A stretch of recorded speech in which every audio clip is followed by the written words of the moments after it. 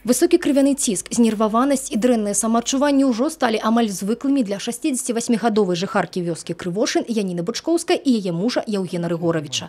Ужо некалькі гадоў яны вядуць перапіску з шэрагам інстанцый і жывуць як на парахавой бочцы. Баяцца, што ў любы момант могуць аказацца без дома, дзе яны жывуць ужо не адзін дзесятак гадоў. Складывается впечатление, что они хотят забрать дом вместе с землей. Каждый день живем мы и думаем, куда нам деваться, или нас выселят на улицу. Все-таки 30 лет мы прожили и платили за квартиру, и недвижимость платили. Гэты дом дастаўся Бычкоўскім ад сельгаспрадпрыемства, дзе абодва калісьці працавалі. Потым яно перастала існаваць, і Яўген Рыгоравіч перавёў зямлю ў пажыццёвае карыстанне. Хацелі аформіць на сябе і дом, але свае правы на пабудову і зямельны участак раптам прад'явіў Ляхавіцкі райагросервис. Мы хотели его приватизировать. С 2006 года все писали им туда письма, что нам передайте или дом. Они нам все давали отписки. А конкретного ответа никакого не было. В 2016 году они на нас подали в суд, агросервис, чтобы мы отказались чтобы забрать у нас землю и дом.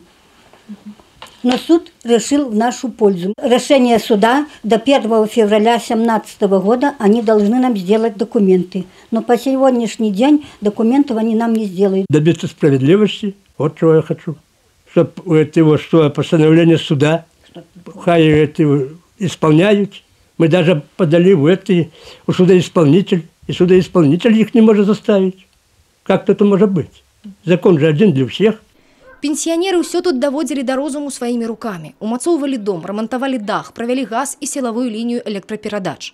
Знеслі старыя гнілыя гаспадарчыя пабудовы і зрабілі новыя. Але аказалася, што гэтая абставіна, сярод іншага, стала замінаць хуткаму збору пакета документаў на прыватызацыю. В ходе проведения технической инвентаризации для изготовления технического паспорта на жилой дом были выявлены самовольные постройки. Райагросервис обратилась с заявлением на узаконение самовольных построек. Для узаконения самовольных построек нам необходимо было получить заключение о несущей способности и надежности самовольных построек. Данное заключение получено. В связи с этим получение данного свидетельства и проведение всех экспертиз затянулось на более полугода.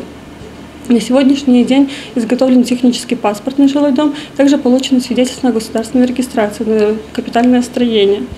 Направлено заявление в приватизационную комиссию для проведения оценки приватизируемого помещения, передачи его в собственность Бычкоўскім. Як завяраюць у Ляхавіцкім райагросервісе, засталося пачакаць усяго крыху. Як толькі акт ацэнкі будзе атрыманы і гаспадары згадзяцца з ім, ці па жаданні закажуць незалежную ацэнку, можна будзе распачаць непасрэдна працэдуру прыватызацыі. Бычкоўскім жа застаецца толькі спадзявацца, што гэтае крыху не расцянецца яшчэ на год. Алена Ракуць, Алеся Зеленко, Юрый Титов, телерадиокомпания «Брест».